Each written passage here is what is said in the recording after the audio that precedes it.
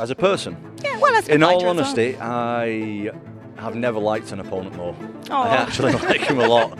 If this was a different time, I would invade his favela on horseback and kill anyone that was not fit to walk. But we are in a new time, so I'll whoop his ass in July. This is MMA. He's a great wrestler. He's great at other stuff as well, so I have to be expecting everything. Obviously, he brings a massive threat in the wrestling department, so I prepared for that. Oh man, I made the champion man with his fucking frosted tips and his gay little watch. Oh no! Bro, any do day. Something about Bro, it. I will walk outside with you right now. Right now, you want to get my number? Come on, We've both got some big heads. You know, we're both sniper's dream, they like to call me with this head. So let's see if we can both land on each other, and I'm sure one of us is going to land at some point. You're known as hand sanitizer, boy. You little mongrel. What thoughts come to mind when you watch a Tom Aspinall interview or press conference? Just being a nice guy. I mean, there is that other side. He is just being an authentic. Nice guys don't finish first, particularly in the ass-whipping business that takes place in a steel cage. And all the praise, he's showering his opponent with praise. He's usually friendly, he's usually cordial with his opponents, right? I don't see that same energy. All I see from him is Sergey's this big, powerful, dangerous guy. The old adage of nice guys finish last may come to many, equating the lack of profound and targeted shit-talking as an innate sign of low confidence in one's chances. After all, weren't the overwhelming majority of past combat sport greats both good in the ring and on the microphone? No special training, just be at the fight. I'm ready to back up everything I'm saying, and I'm through talking. I whooped your ass just now. No, you didn't. That goes to show your level of education that you count that as a fight. Hey guys, why not leave a like and subscribe? It helps me out immensely. I was gonna rip his heart out. I'm the best ever. I'm the most brutal and vicious and most ruthless champion there's ever been. There's no one can stop me. Lennox is a conqueror. No, I'm Alexander. He's no Alexander. But there is method behind the soft, respectful demeanour. Trash talking can be a useful tool in getting under your opponent's skin, as perfectly evidenced by the Conor McGregor against Jose Aldo bout. But it can equally derail a fighter's strategy if taken too far.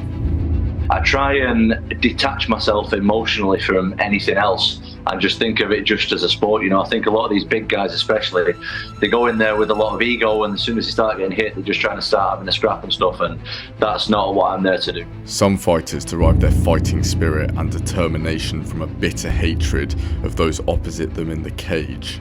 But with this comes an emotional attachment, a fire in the belly which can inspire individuals to unparalleled success or simply act as a catalyst for disintegration. In Tom's mind, staying emotionally detached means retaining rationality. That's not what I'm there to do, do you know what I mean? I'm there to... the last thing that I want to do in a fight, obviously I've got that fighter spirit, but I want to use that last. I don't lead with that. I want that to be the last thing that I use. First of all, I want to use my skill and use my training. An important and often overlooked factor in the build-up to a fight is humour. It's well documented that a number of champions use comedy as a coping mechanism, stabilising the nerves and ensuring a level head remains. My mentality is like, it's never serious. Like even in the backstage before the fight, it's never like, oh my god, I'm gonna go fight Wilder or I'm gonna go fight somebody or whatever. It's more like, it's a game, I'm gonna go enjoy this. And I've always got the best at myself because I never took it serious. I feel Tom Aspinall subscribes to a similar mindset as Fury for a number of reasons. Firstly, they are born and bred in extremely close geographical locations in the UK and are likely cut from the same cloth. The British mindset is often characterised by joking and bantering throughout tough or stressful situations. This enables many to continue without crumbling under the pressure. Secondly, Aspinall literally trained with Tyson and John Fury for a number of years, later stating that he learned a lot from the heavyweight boxing champ. You are underselling yourself, and by the way, you're now a main eventer. And would you like a rematch with Curtis Blades? Of course I would, but I think I need to deserve that. It's going to be a long journey for me, Caroline, do you know what I mean? I'm not in a rush. I need to be ready for these guys, I need to be fighting guys with experience, but Aspinall is very quick to temper hype surrounding his fighting capabilities, often preferring to give a more modest and what he deems a realistic assessment of where he stands compared to other heavyweights. A number of fans have noticed that he's been quick historically in shooting down his chances of title shots and even the prospect of fighting major contenders. Not only does it portray him in a humble and down-to-earth light, but importantly, it stifles any chances of an overblown hype train being cultivated surrounding him. We have seen this time and time again in the UFC, and Tom has done well to extinguish this narrative surrounding himself.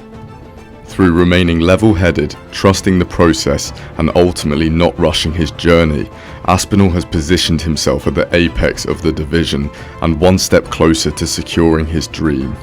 I'd like John Jones to fight him if he wants to fight him. Tom will fight anybody. I'm going to be sat front row for Cyril Gane against Sergey Spivak. I'm going to beat the winner, and then I'm going to beat John Jones. Sounds like a plan to me. And I guess we're just relying on this man to make it happen. Could Tom be the person to dethrone John Jones's UFC supremacy? Let me know what you think in the comments. If you've made it this far, please consider liking and subscribing. Also check me out on Clash TV if you haven't, link will be in the description below. Thank you for watching, see you again soon.